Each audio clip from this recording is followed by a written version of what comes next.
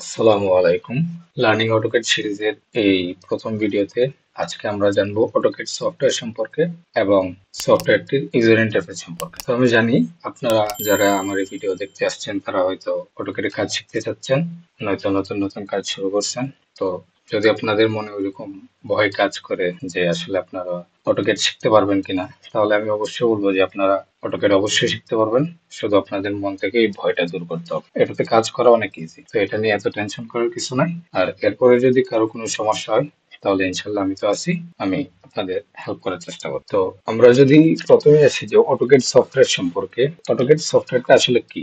AutoCAD সফটওয়্যারটা হচ্ছে একটা ডিজাইনিং সফটওয়্যার। এই সফটওয়্যারের মাধ্যমে আমাদের ইঞ্জিনিয়ার আছে, আর্কিটেক্ট আছে, ডিজাইনার আছে, তারা তাদের প্রয়োজন অনুসারে ড্রয়িং করে থাকে। তো এটাতে ড্রয়িং করলে প্রিসাইজ বা নিখুঁত ড্রয়িং পাওয়া যায়, তো এই জন্য তারা এই জিনিসটা ব্যবহার করে থাকে। আমরা শিখলে আমরা এটাকে আমাদের কাজ অনুযায়ী ব্যবহার করতে পারবো। তো আপনি এটাকে একটা স্মার্ট বা ডিজিটাল ড্রয়িং বোর্ড বলতে পারেন। তো এখন কথা না বাড়িয়ে আমরা কাজ শুরু করি। এটা হচ্ছে আমাদের সফটওয়্যারটির ভার্সন নেম, অটোক্যাড 2022। এটা হচ্ছে ভার্সন। আর আমরা যদি নতুন কোনো ফাইল ওপেন করতে চাই তাহলে এখান থেকে ওপেন ফাইলে ক্লিক করে এখান থেকে আমরা ফাইল ওপেন করতে পারি। যেহেতু আমি করব না, তো আমি ক্যান্সেল দিচ্ছি। আর যদি আমরা নতুন কোনো টেমপ্লেট নিতে চাই তো আমরা নিউ এখান থেকে নিতে পারি। এখানে ব্রাউজ টেমপ্লেটে গেলে অনেকগুলো আমরা টেমপ্লেট দেখতে পাবো। তো আমরা যদি ইম্পেরিয়ালে কাজ করতে চাই তাহলে ক্যাড ডট ডিডব্লিউটি, আর 3D তে ইম্পেরিয়ালে কাজ করতে চাইলে ক্যাড 3D ডট ডিডব্লিউটি, এই দুটো ইউজ করব। আর যদি আমরা মেট্রিকে কাজ করতে চাই তো ক্যাড আইএসও ডট ডিডব্লিউটি এটা ইউজ করতে পারি। আর 3D এর জন্য CAD ISO 3D dot DWT. তো আমরা ক্যাড আইএসও ডিডব্লিউটি এটা নিই, ওপেন। এটা হচ্ছে আমার পুরা ইউজার ইন্টারফেস। তো এখান থেকে আমি যদি আপার রাইট কর্নার থেকে শুরু করি, এটা হচ্ছে আমার অ্যাপ্লিকেশন মেনু। এখানে আসলে আমরা যে অপশন গুলো পাই, new, open, save as, import, এগুলো আমাদের প্রয়োজন অনুসারে নেব। নিউ হচ্ছে নতুন কোনো ড্রয়িং বা নতুন টেমপ্লেট নেওয়ার জন্য নিউ, ওপেন পুরাতন, এগুলো তো আপনারা জানেন। তো এই নিয়ে আর বেশি আলোচনা করলাম না। এখানে একটা অপশন আছে দেখছেন, এই অপশনটাতে আপনি চাইলে যে আমাদের ব্যাকগ্রাউন্ডটা সাদা আছে, এটা চাইলে আপনি এখান থেকে ডিসপ্লে থেকে কালারে যাবেন, কালার থেকে এখানে হোয়াইট থেকে আপনারা প্রয়োজন অনুসারে এখান থেকে চেঞ্জ করে দিতে পারেন। তো আমার প্রয়োজনে আমি এটাকে হোয়াইটে রাখি। তো এটার আরেকটা শর্টকাট আছে, ওপি এন্টার দিলে আমরা এই অপশনে যাবো। এটার বিস্তারিত পরে ইনশাল্লাহ আলোচনা করবো। তারপরে যদি আসি, এটা হচ্ছে আমাদের কুইক অ্যাক্সেস টুলবার। এখানে ক্লিক করলে দেখি কাস্টমাইজ কুইক অ্যাক্সেস টুলবার। আমরা চাইলে এগুলো কাস্টমাইজ করতে পারবো আমাদের মন মতো। আমরা এখান থেকে কুইকলি অ্যাক্সেস করতে পারি, এই জন্য এটাকে নাম দিয়েছি কুইক অ্যাক্সেস টুলবার। আমাদের প্রয়োজন অনুসারে এখান থেকে যদি আমি এখানে নিউ যদি তুলে দিই তো এখান থেকে নিউ চলে যাবে। তো আমাদের প্রয়োজন অনুসারে এখান থেকে কম বেশি করবো। এরপরে আসি, এখানে আমরা চাইলে মেনু বারটা নিয়ে আসতে পারি।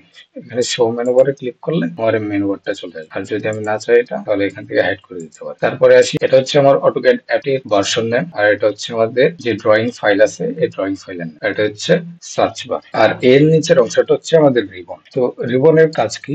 রিবন হচ্ছে আমাদের ড্রয়িং করতে যে বেসিক ফাংশনালিটিস গুলো আছে ওইগুলো প্রোভাইড করে। তো এর জন্য এই যে এখানে হোম আছে, অ্যানোটেট আছে, এটা হচ্ছে ডাইমেনশনের জন্য হোম, এটা আমাদের ড্রয়িং করার জন্য বিভিন্ন যে জিনিসগুলো দরকার হয়। রিবনের মধ্যে এগুলো হচ্ছে আমাদের ট্যাব, আর এগুলো হচ্ছে আমার প্যানেলস। তো ড্রয়িং এর জন্য এটা হচ্ছে ড্র টুলবারে এগুলা দিয়ে আমরা হচ্ছে ড্রয়িং করব। আর এই ড্রয়িং এ যদি কোনো পরিবর্তন আনার দরকার হয়, এটা আমাদের ড্রয়িং এর রিকোয়ারমেন্ট অনুযায়ী আমরা এখান থেকে মুভ করতে পারি, কপি করতে পারি, ট্রিম করতে পারি, রোটেট করতে পারি। আমাদের ড্রয়িং অনুযায়ী যে জিনিসটা দরকার হয় আমরা এই মডিফাই থেকে মানে ড্রয়িংটাকে মডিফাই করবো। আর এটা অ্যানোটেশন থেকে আমরা ডাইমেনশন নিতে পারি, এটা টেক্সট বার আছে, টেক্সট নিতে পারি। আমাদের কাজ করার জন্য অনেক সময় বিভিন্ন লেয়ারে কাজ করা লাগে। তো এই লেয়ার গুলো নেওয়ার জন্য আমরা লেয়ার প্রপার্টিস থেকে লেয়ার তৈরি করতে পারি। এখানে ক্লিক করলেও হয়, আবার আমরা যদি এন্টার দিই, এন্টার দিলে এটা শর্টকাট এখানে লেয়ারে চলে যাবে। এখানে আমাদের লেয়ার আছে একটা, এটা জিরো লেয়ার, এটা সবসময় থাকে ডিফল্ট ভাবে। আবার এখানে এই কাজগুলো আমরা পরবর্তীতে আলোচনা করব।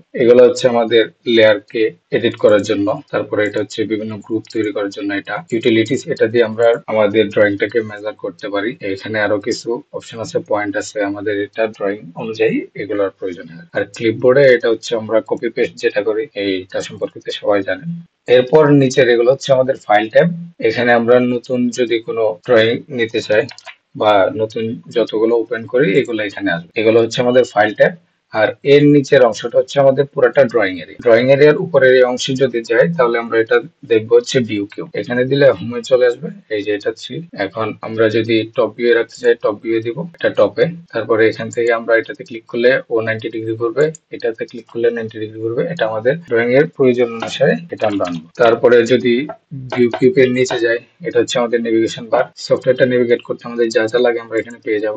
প্যান অপশন আছে, অরবিট আছে, জুম আছে। তো এগুলো আমাদের ড্রয়িং অনুযায়ী, ড্রয়িং এর প্রয়োজন অনুযায়ী আমরা এগুলো নেব আর কি। তারপরে যদি আসি এদিকে, এটা হচ্ছে আমার কমান্ড লাইন বা কমান্ড উইন্ডো। এখানে হচ্ছে আমরা যেই কাজগুলো করব, আমরা সফটওয়্যার কে যা বলি বা সফটওয়্যার আমাদেরকে যা বলে, এটা হচ্ছে একটা কমিউনিকেশনের মতো, মেসেঞ্জারের মতো কাজ করে। তো আমি লাইনের কমান্ড দিলে ও এখানে দেখাবে, তারপর আমাকে বলবে কিভাবে কাজ করতে হয়। যেমন আমি যদি লাইন নেই, লাইনের জন্য এন্টার দেই, তো ও আমাকে বলে দিচ্ছে স্পেসিফাই নেক্সট পয়েন্ট স্পেসিফাই করার জন্য। ও আমার এক প্রকার গাইড হিসেবে কাজ করে, ওর সাথে আমার কমিউনিকেশন হবে এটার মাধ্যমে।